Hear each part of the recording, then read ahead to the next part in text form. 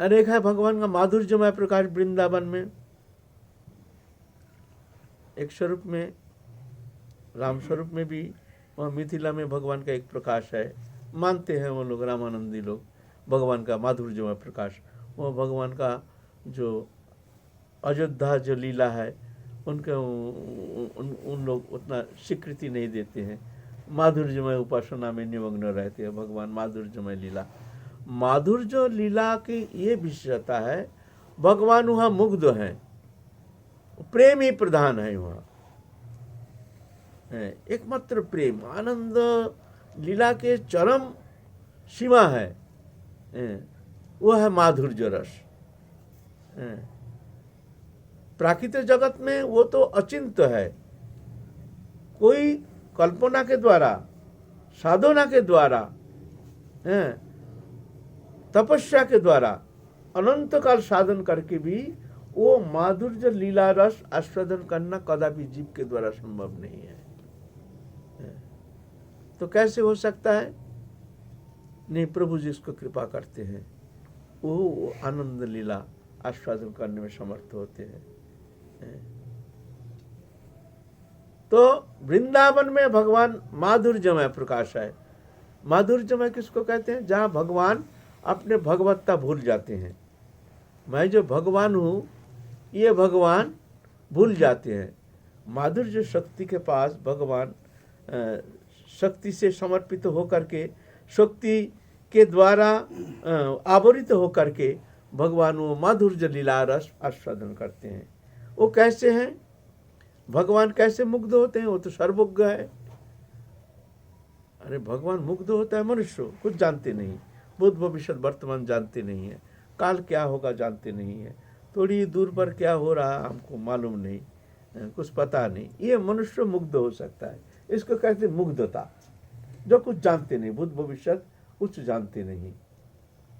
लेकिन माधुर्य में भगवान मनुष्य जैसे नरलीलावत कोई बल्लम, नरलीला जैसे भगवान मुग्ध हो जाते हैं, भूल जाते हैं मैं भगवान हूँ। मुग्धता स्वीकार करके वो माधुर्य लीला आस्वादन करते हैं। तो भौम लीला में भगवान का जो माधुर्य लीला रस है जो आस्वादन करते हैं भगवान भौम लीला में वृंदावन में, तो कभी कभी ऐश्वर्य का प्रकाश हो जाता है।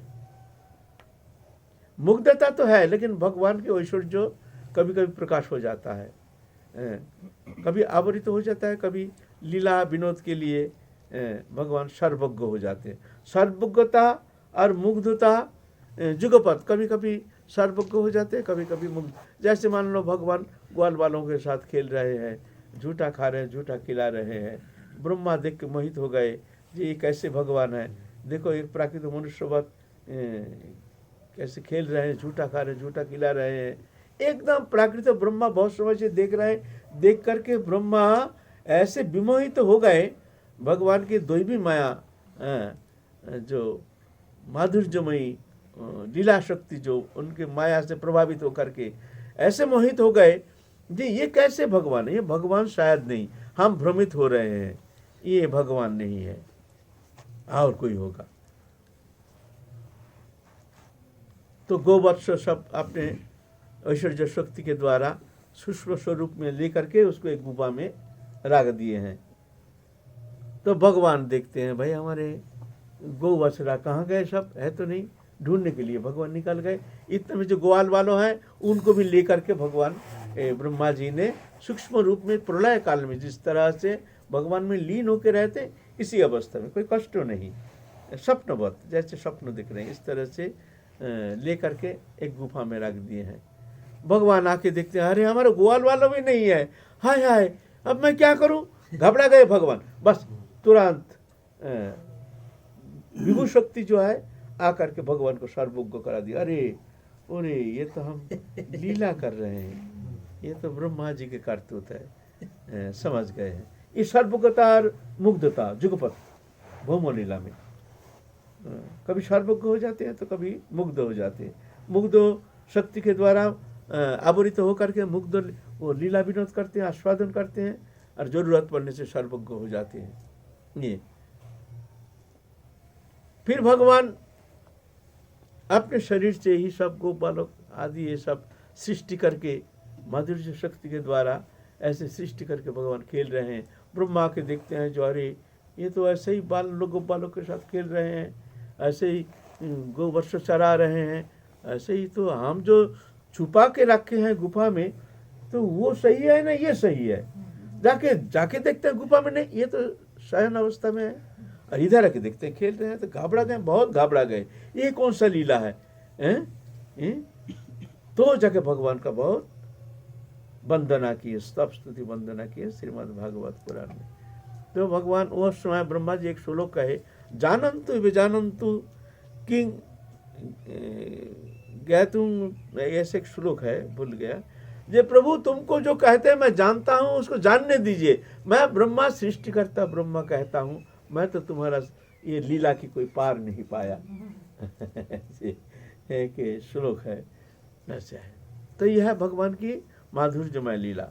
और नित्य लीला में भगवान के जो माधुर्यमय लीला है वह भगवान मुग्ध है, वह भगवान के विभू शक्ति जो है वो आवृत है, वहाँ सर्वज्ञता शक्ति, वह सिर्फ माधुर्य शक्ति है। माधुर्य शक्ति के द्वारा भगवान सिर्फ लीला विनोद करते नित्य लीला में, नित्य धाम में।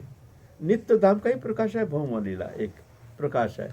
जब भगवान लीला करते हैं तो धाम आदि लेकर आते हैं, आकर के लीला प्रकटन करते हैं, फिर धाम आदि लेकर के नित्य लीला में प्रवेश करते हैं। रामलीला भी ऐसे है।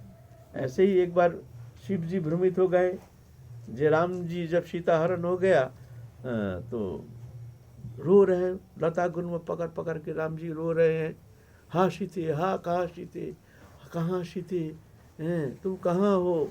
एक बार हनुमान को पकड़ पकड़ के रोते हैं, हनुमान तुम ही हमारे दुख समुद्र से हमको उद्धार कर सकते हो, एक शोक समुद्र से तुम ही हमको उद्धार कर सकते हो, तुम बता दो कहाँ है सीते, कैसी भी हो कहीं से भी हो तुम उनकी खबर लाओ, नहीं तो हमको बचना बड़ा मुश्किल है, जीना मुश्किल है, हम मर जाएंगे, अवश्य हम सृष्टि में रहेंगे नहीं, कैसे भी हो तुम सीता का खबर लो। हनुमान जी भी भ्रमित हो गए। जब हम तो सुने हैं जो पूर्ण ब्रह्म सनातन, लेकिन यहाँ तो देखते हैं प्राकृत स्त्रीण मुग्ध, एक साधारण मनुष्यवत स्त्री वियोग में रो रहे हैं। भगवान है वो तो जान सकते हैं, तो आंख मूंद के सब सृष्टि स्थिति प्रलय सब जान सकते हैं, तो भगवान जान नहीं पाते हैं ये कैसे भगवान है। कहानी तो लंबा है, हम उतना दूर तो जाएंगे नहीं। एक दिन शिव पार्वती जा रहे हैं, तो पार्वती जी कह रहे हैं भोले बाबा को, भोले बाबा ये कहिए ये जो रो रहे हैं लता गुल्म पकड़ पकड़ के रो रहे हैं राम जी, जो पूर्ण ब्रह्म सनातन कहते हैं, क्या वो ये वही भगवान है, क्या ये साधारण मनुष्य है, हमको समझ में नहीं आ रहा है।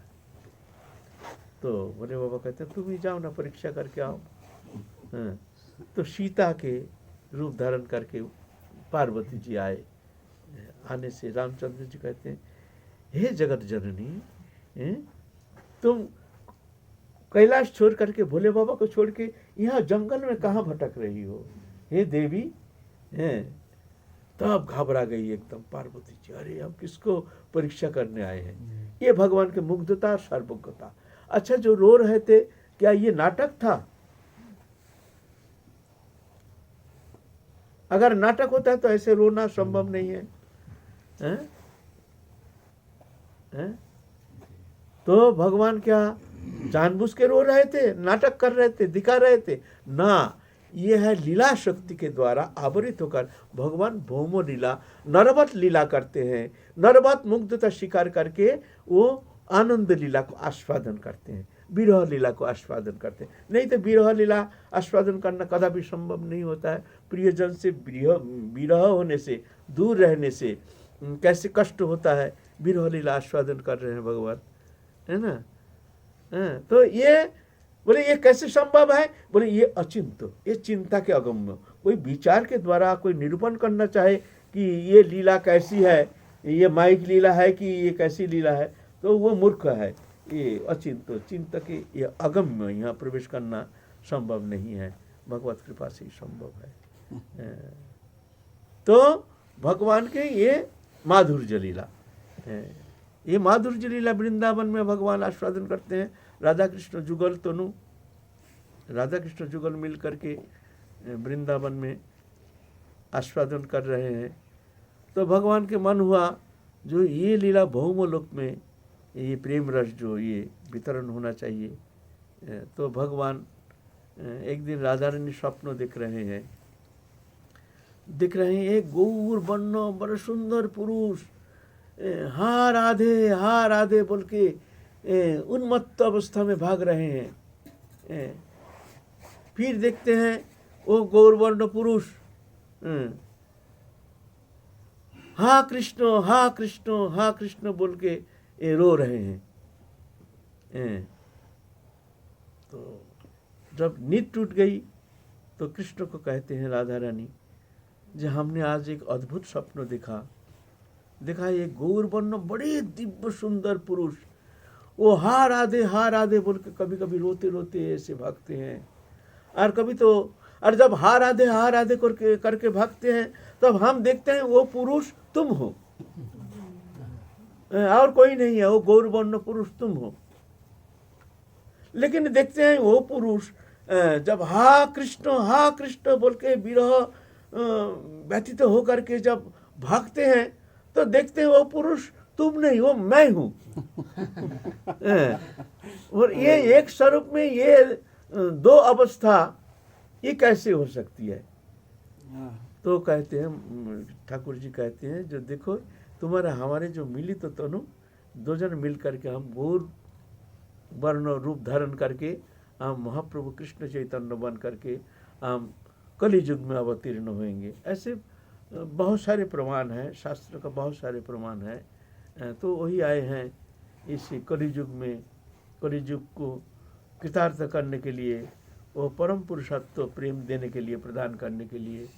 प्रेम प्रदान ही एकमात्र महाप्रभु के उद्देश्य, इसीलिए भगवान को प्रेम पुरुषोत्तम कहते हैं। वही स्वरूप है। भगवान आए हैं अनर्पित चरण चिरात करुण अवतीर्ण कलौ समर्पयत उन्नत उज्ज्वल रसांश भक्ति श्याम हरिपुरट सुंदर द्युति कदम्ब संदीपित सदा हृदय कंदरे स्फुरत वसुचि नंदन। जो कोई युग में कोई प्रदान किए नहीं है, कोई युग में कोई दिए नहीं है, अनार्पित ना अर्पित कोई काल में, करुणा अवतीर्ण कलो, करुणा आर्द्र चित्त होकर के, दयार्द्र चित्त होकर के, कलियुग के जीव के प्रति कृपा परवश होकर भगवान, ये तो भगवान का ही सत्ता। हम तो जीव कहते हैं, नहीं तो भगवान तो देखते हैं ये तो मेरा ही सत्ता है। वो चाहते हैं कि ये संसार सागर से मुक्त होकर परम पुरुष के सान्निध्य प्राप्त करके उस लीला शक्ति की कृपा प्राप्त होकर के लीला में प्रवेश कर जाएं और जुगल लीला सेवा प्राप्त करके वो धन्य हो सकते हैं। तो ये छोड़ के वो प्रेम कौन प्रदान कर सकते हैं? प्रदान तो वही कर सकते हैं जिनके वस्तु है। जिनके वस्तु है वो तो दे सकते हैं ना। तो वस्तु तो है जुगल किशोर की, वो तो साधारण और कोई अवतार दे नहीं सकते।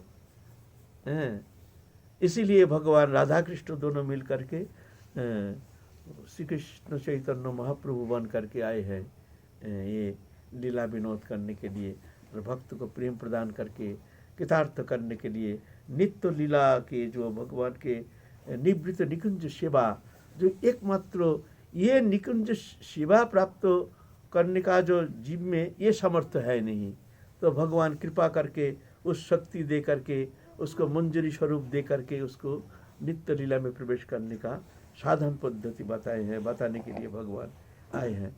अनर्पित चरण चिरात करुणा अवतीर्ण करो समर्पित उन्नत उज्ज्वल रस। राधा कृष्ण जुगल के जो उज्ज्वल रस प्रेम माधुर्य जो है वो देने के लिए भगवान आए हैं। ये भगवान के विशेष अवदान है कली युग में। तो कोई कहते हैं जो भगवान के पहले भी तो पंचम पुरुषार्थ प्रेम था।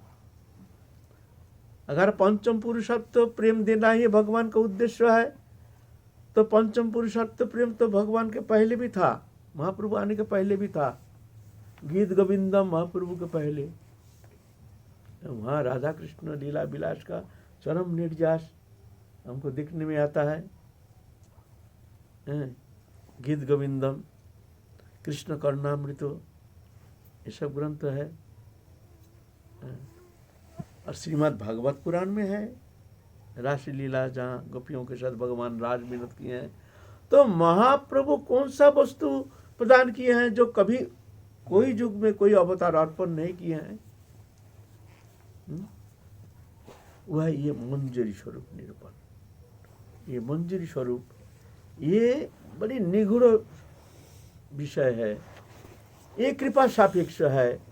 राधा रानी कृपा करके जिसको ये स्वरूप प्रदान करते हैं, वही एकमात्र वो स्वरूप प्राप्त करके निवृत्त निकुंज सेवा प्राप्त करने के अधिकारी बन सकता है। नहीं तो अनंत काल साधन करके भी वो निवृत्त निकुंज में राधा कृष्ण जुगल बिहार की सेवा प्राप्त करना कदापि संभव नहीं है। ये जो इसको कहते हैं भावोल्लास रति, एक साधारण रति, एक सामंजस्य रति, एक सामर्थ्य रति, 3 प्रकार रति है। तो उसके अंदर ये जो रति है राधा स्नेहादिका, राधा में ही उनकी आत्मीयता, राधा ही उनकी इष्ट है। राधा स्नेहादिका, कृष्ण में उतना प्रेम नहीं है। और कुछ सखी है कृष्ण में ज्यादा प्रेम है, कोई सखी है राधा में कृष्ण में समान प्रेम है, उसको कहते हैं सामंजस्य।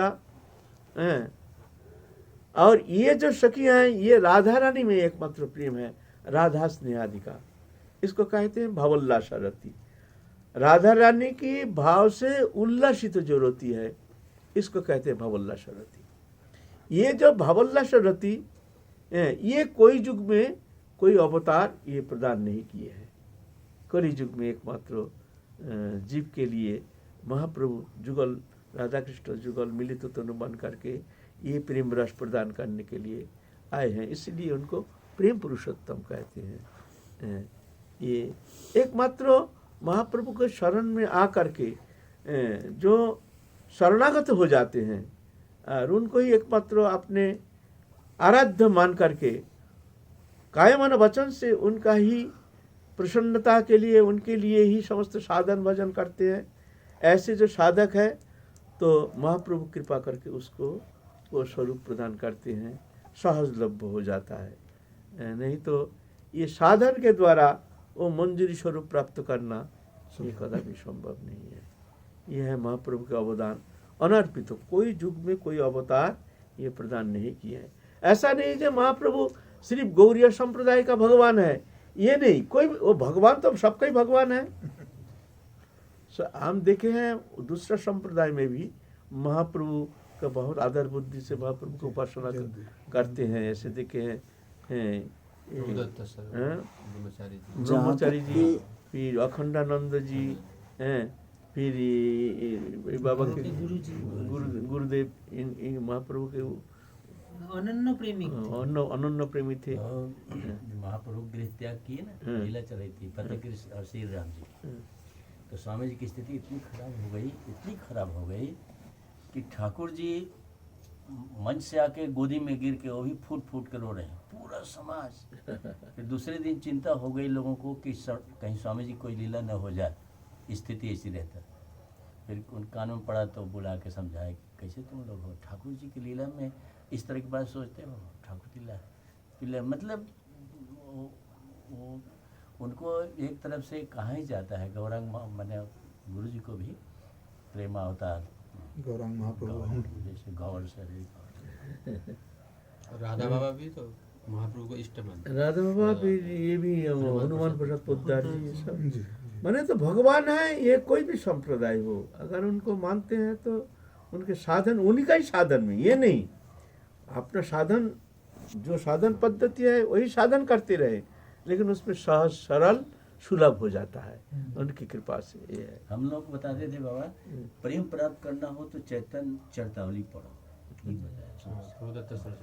यदि प्रेम प्राप्त करना है तुझे प्रेम, तो चैतन्य चरतावली पढ़ो।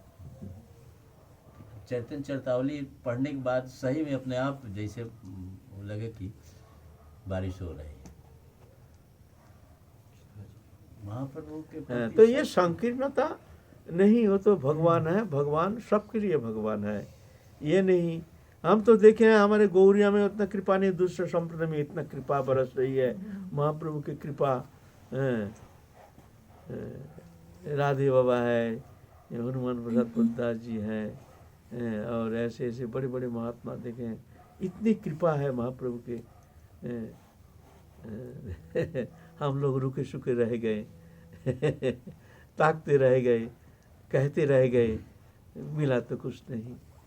उनकी कृपा जब होगी तब हो सकता है, नहीं तो ये तो साधन चेष्टा के द्वारा तो वो प्रेम आपको प्राप्त बाबा करना भले न पड़ेगा। मिला हो, लेकिन आपसे तो हम सब लोग मिल ही मिल ही रहे रहे हैं। हम लोग एक- हो ही रहे हैं। एक आप बताते कि एक रामानंदी महात्मा कथा करते और महाप्रभु महाप्रभु की बात आगे करते थे तो सब बहुत असंतुष्ट हो गए थे, ये क्या हमारे राम जी की इतनी लीला है, ये रहती हुए पहली महाप्रभु के बाद से एक रामानंदी महात्मा थे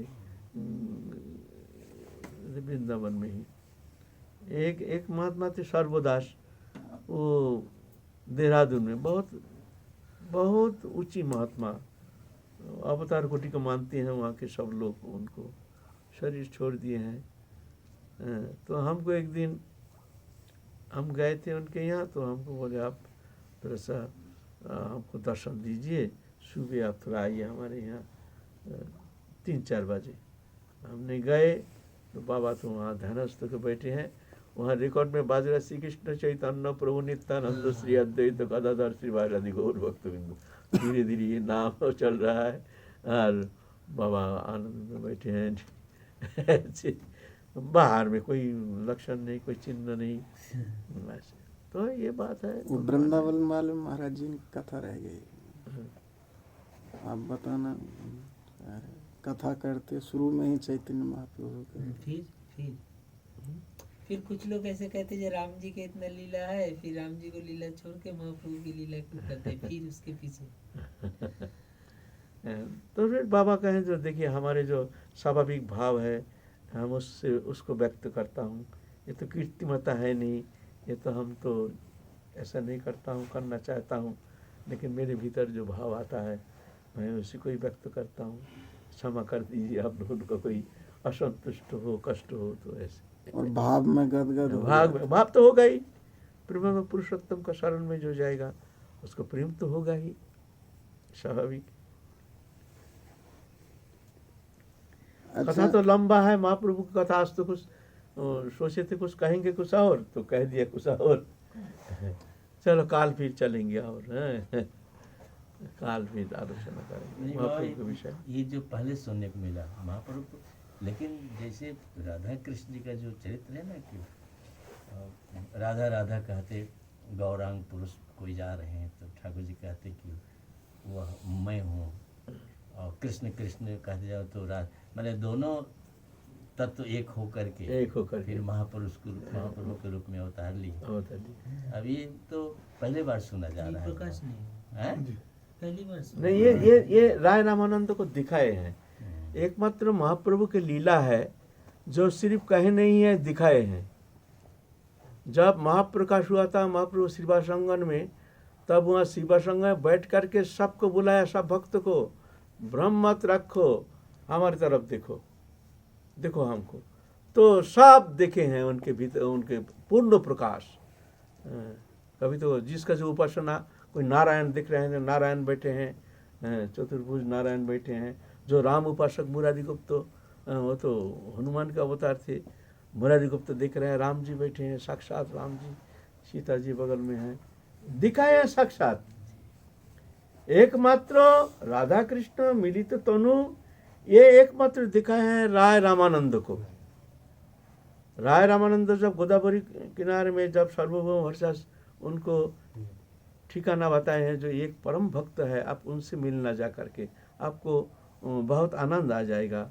बहुत प्रेमी संत हैं, हम तो पहले पहचानते नहीं थे, लेकिन आपसे मिलने का बाद हमारा ये ज्ञान हुआ जो वो एक परम संत है, आप उनसे मिलिएगा। तो राय रामानंद के पास गए, वहाँ गोदावरी किनारे में महाप्रभु बैठे हैं, राय रामानंद आए हैं, राजमंत्री थे, आए हैं स्नान करने के लिए। महाप्रभु के दिव्य छटा देख करके अभिभूत हो गए हैं, उतर से पालकी से उतर करके महाप्रभु के पास बैठे हैं।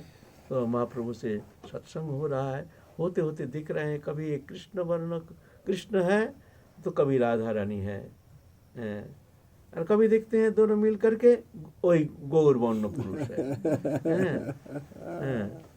तो बहुत समय देख रहे हैं तो कहे प्रभु मैं पहले ऐसे दिख रहा हूँ जब आप कृष्ण वर्ण और कृष्ण ठहरे हैं, फिर देखते हैं एक गौरांगी राधा रानी वो ठहरे हैं, फिर देखते हैं दोनों मिल जाते हैं, देखते हैं घोल मिल के फिर आपको ही देखते हैं। ये क्या देख रहे हैं हमको समझ में नहीं आता है। और वो विशाखा सखी का अवतार है, साक्षात विशाखा सखी राय रामानंद। बोलता है वो तुम्हारा प्रेम नेत्र है ना, प्रेम नेत्र से भक्त हो, अपने प्रेम नेत्र से वो अलग अलग स्वरूप भगवान के देखते हैं, मूर्ति होती है, ये हमारे अंदर ये गुण थोड़ी है। ये तो आपके प्रेम नेत्र है, धन्य है आप, धन्य है जो ऐसे आपको देखने में आता है। राधा रानी की बहुत कृपा है। बोलते हैं हमारे आगे आप अपने रूप को मत छुपाइए, सही सही बताइए आप कौन है। तो जाके महाप्रभु के दिव्य स्वरूप उसमें एकमात्र रामानंद राय को दिखाए, तब राय रामानंद अचेत होकर गिर गए और धारण करने में समर्थ हो गए साक्षात। तब जाके महाप्रभु शक्ति संचार किए हैं, ये स्वरूप तुम किसी को बताना नहीं। महाप्रभु की लीला में एकमात्र महाप्रभु के स्वरूप राय रामानंद को दिखाए हैं, और दिखाए थे विजय आखरिया नाम के एक लेखक, उनको पूरा नहीं दिखाए, उनके हाथ का छटा दिखाए थे। तो उसमें ब्रेन आउट होकर के, पागल होकर के, निर्वस्त्र होकर के नवद्वीप में 7 दिन घूमता रहा, पागल हो गए, हाथ का एक छटा दिखाए थे। ऐसे महाप्रभु चरण दबा रहे हैं, दोपहर के समय महाप्रभु विश्राम कर रहे हैं, तो इतना हाथ का थोड़ा दिव्य लोक के दिव्य स्वरूप का छटा दिखाए हैं, उसमें ब्रेन आउट हो गया, एकदम पागल होके निर्वस्त्र होके बस। और किसी को महाप्रभु अपने स्वरूप दिखाए नहीं है ना, और सबको अपना अपना स्वरूप दिखाए, अपना जैसे इष्ट हैं, जैसे श्रीनिवास आचार्य को दिखाए साक्षात नारायण महाप्रभु के दिव्य प्रकाश में। जिसका जो स्थिति है भाई, जिसका जो इष्ट है, देख लो मैं कौन हूँ, दिखाए हैं, ये नहीं कहे हैं। हर अवतार है कहे हैं मैं भगवान हूँ, लेकिन महाप्रभु एकमात्र है जो कि दिखाए हैं, कहे नहीं है। देखो फिर जब साधारण अवस्था में आते हैं, फिर क्या अपने को छुपाने के लिए, देखो मैं कोई ज़्यादा तो कुछ ऐसा तो व्यवहार नहीं किया, कोई हमारी चपलता कहीं प्रकाश हो जाए, देखो तुम लोग हमको संभालना, मैं तो एक प्राकृतिक मनुष्य हूँ, कहाँ जाऊँ क्या करूँ कुछ समझ में नहीं आता है, आप लोग हमको संभालना है, हमको समझाना, ऐसा करें साधारण अवस्था में।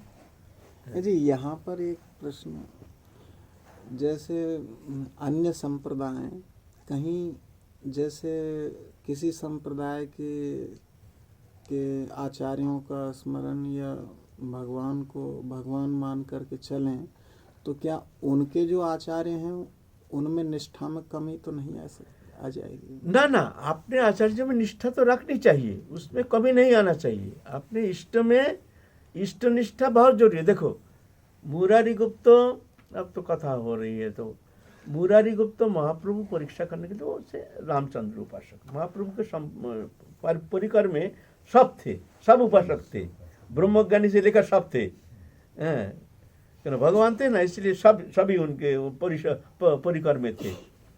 तो एक दिन मुरारी गुप्त को कहते हैं, देखो मुरारी, राधा कृष्ण जो विलास माधुरी है ना, ये जो राधा कृष्ण लीला माधुरी जो है ना, ये इसमें रस ज़्यादा है। तुम देखो जो राम सीता है वही राधा कृष्ण है, ये नहीं अलग कोई है नहीं। तो भी माधुर्य लीला रस इसमें ज़्यादा होने का कारण, चलो हम लोग एक ही साथ जुगल किशोर को उपासना करेंगे, इसमें तुम्हारा इष्ट निष्ठा की हानि नहीं होगी, क्योंकि जो राम सीता वही राधा कृष्ण, जो राधा कृष्ण वही राम सीता। मुरारी गुप्त, क्यों हम लोग सब एक ही उपासक हैं राधा कृष्ण के, चलो हम लोग राधा कृष्ण उपासना करेंगे, हाँ ठीक ना। तो मुरारी गुप्त कुछ कहते नहीं है। फिर 2 दिन गया, हाँ मुरारी तुमने ठीक किया, हमारी जुगल उपासना, इसमें हम लोग एक साथ उपासना करेंगे, जुगल उपासना। अरे वही राम, कोई फर्क नहीं है, राधा कृष्ण और राम सीता में कोई फर्क नहीं है, सिर्फ इसमें लीला रस माधुरी जो है इसमें विशेषता है, इसीलिए हम कह रहे हैं हम लोग एक साथ उपासना करेंगे। फिर मुरारी गुप्त कुछ कहते नहीं। अच्छा प्रभु देखेंगे आप जब कह रहे हैं, 7 दिन हो गया। फिर महाप्रभु क्या मुरारी तुमने क्या तय किया? बोलता प्रभु हमने तय किया, हमने तय कर लिया। बोले क्या तय कर लिया? बढ़िया उपासना करेंगे ना राधा कृष्ण? हाँ प्रभु आइए हमारे साथ आइए। आए हैं तो बिस्तर के नीचे इतना बड़ा कटारी रखा है, बोलते ये लीजिए। बोले ये क्या? बोलते हैं प्रभु हमने तय ये किया है, हमारे जो मस्तक हमने रामचंद्र के चरण में बेच दिया है, वहां से लौटाना हमारे द्वारा संभव नहीं है। आप इससे हमारे मस्तक को हटा दीजिए, फिर मर करके नया स्वरूप लेकर के हम आएंगे जुगल उपासना करने के लिए, इससे आगे हमारे चलेगा नहीं। हाँ। तो जाके महाप्रभु रोना शुरू कर दिया, छाती में फल लिया। अरे मुरारी तुम क्यों राम के चरण कमल छोड़ोगे? तुम एकनिष्ठ भक्त हो, तुम साक्षात हनुमान हो, तुम क्यों रामचंद्र? हम तो तुमको परीक्षा करने, तुम्हारी इष्ट निष्ठा देखने के लिए हमने ऐसा परीक्षा की है। अरे वही रस है, कोई अलग रस थोड़ी है। तुम क्यों छोड़ोगे राम के चरण? तुमने हमको खरीद लिया, तुम्हारी इष्ट निष्ठा देख करके हमने धन्य हो गया। मुरारी तुम्हारी इष्ट निष्ठा ये दुर्लभ है, जगत दुर्लभ है। ऐसा कर महाप्रभु भी रो रहे हैं और मुरारी गुप्त भी रो रहे हैं। तो ऐसा है, ऐसा नहीं, आपने इष्ट में निष्ठा रखना जरूरी है। साथ साथ महाप्रभु के चरण में थोड़ा सा श्रद्धा रहने से तुम्हारे अपने मार्ग में ही चलना ये सरल सहज सुगम हो जाए। क्यों? वो प्रेममय पुरुषोत्तम है ना, उनकी एक अलग कृपा प्राप्त करने का तुम्हारा एक मौका मिल जाएगा। कलयुग क्या अवतार। ये नहीं कि हमारे इष्ट को छोड़ करके हम दूसरे इष्ट बना लेंगे, ऐसा नहीं। इष्ट निष्ठा ये होना जरूरी है, ऐसा नहीं। चाहे कितना भी कोई महापुरुष हो, अपना गुरु से छोड़ करके ज़्यादा कभी सोचना नहीं चाहिए। अपने गुरु सर्वोपरि है, चाहे कितना भी सिद्ध हो, कितना भी अवतार हो, अपने गुरु से बढ़कर नहीं। ऐसा है ना। तो ऐसा ये निष्ठा है, ये निष्ठा साधन मार्ग में साधक के लिए बहुत सरल हो जाता है चलना, नहीं तो साधक के लिए कठिन हो जाता है राह।